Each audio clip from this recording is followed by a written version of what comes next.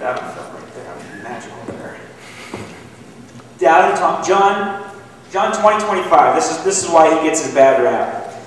One of the disciples, Thomas, nicknamed the twin, was not with the others when Jesus came. They told him, "We have seen the Lord."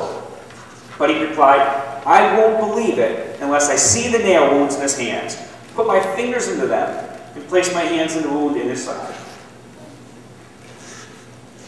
We learned, probably a month ago, we showed the one Robert Bell video that talked about disciples and what a disciple was. And actually, back in Bible times, if you were a disciple, you actually hadn't made the cut. Because disciples were picked when they were 12 to follow around. So when Thomas is working, that means he's got a job. It means he'd make the cut for a rabbi. So when Jesus comes to him, he's got to drop everything. And I think we take this for granted. I think we say, oh, he was a fisherman, they were carpenters or whatever. But no, they weren't just that. That was their career. So when Jesus came to them, he said, drop your career, drop everything, and follow me.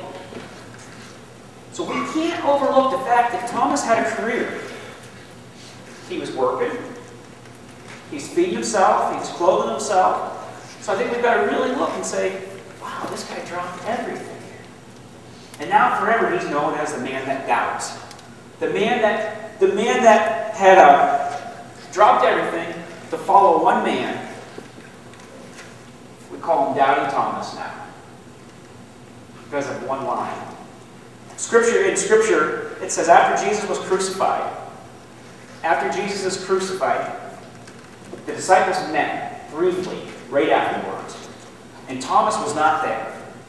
He is not mentioned anywhere in Scripture to be with the disciples at the time, right after Jesus was crucified. And we know as soon as this meeting was over, all the disciples took off. There's no account of where Thomas was. And many theologians have tried to study a little bit, and there's a belief that Thomas was so distraught that he went away to mourn. Not only mourn Jesus' death, but to mourn the fact that what he thought was the Messiah was actually dead. So not only does Thomas say, I need to see his wounds, Thomas is mourning. He's not mourning just the death. He's mourning everything that he followed is gone now. The man that he thought was Messiah was dead. So we call the man Doubting Thomas because he watched the man he followed, he watched the man die. Now you take a man that does all these miracles, that heals people, makes people walk again, makes blind men to see. You take that man, put him on a cross, and he dies. If he can heal people, imagine what Thomas is thinking. If he can heal people, how did he die? He brought people back to life. Now he's dead. So theologians think he left to mourn, to mourn this death. Now fast forwarding, and Jesus comes back. Jesus comes back, calls all his disciples together.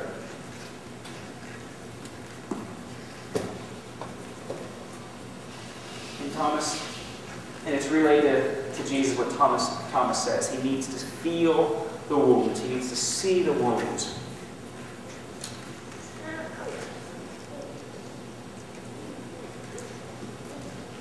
Jesus shows him the wounds. Lets him feel the wounds. And Thomas says, which I think should be his most famous words. John 20:28. He says, my Lord and my God. Now what does that mean?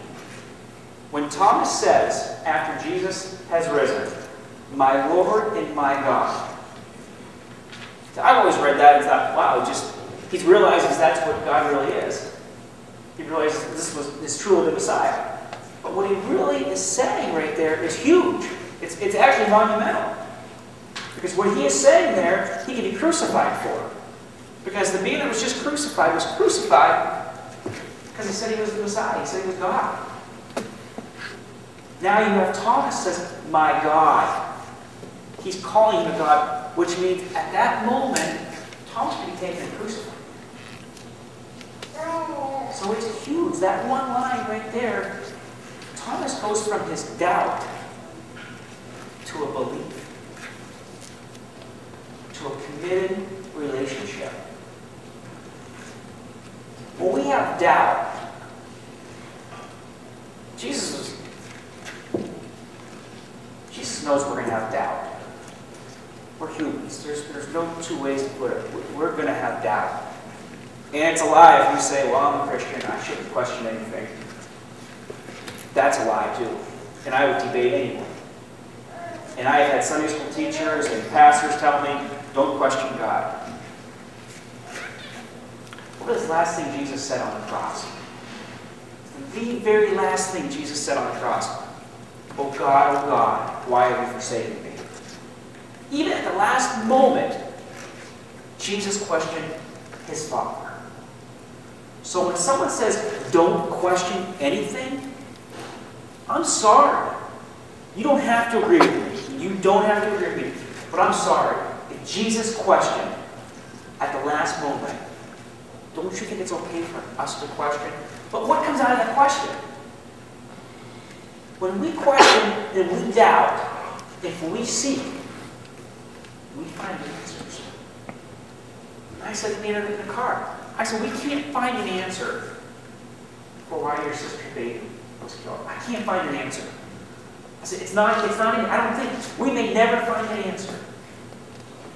But if they seek Jesus, I guarantee you there will be a discovery somewhere. And I don't know if that would be a birth of another child or what that is. Or if part of that is them being able to help other families that go through this. I don't know. And I'd be lying if I said I know, because I don't. But when we seek, we have discovery. And 99.9% of the time, when we question God, when God doesn't give us something we thought we should have, God does something more profound. Something that we can't even imagine.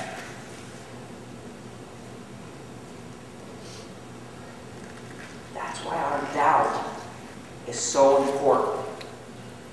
That's why I like this sermon series, because it speaks to me. I'm a doubter. I doubt a lot of stuff. And it points out Scripture that says, Jesus doubted. To me, that makes me feel pretty doggone good that Jesus questioned, that there was doubt. But through the doubt, if we seek Him, He will open up. He will show us things. And it may not be things that we think we should see. But most of the time it turns out to be something even more profound than what we want.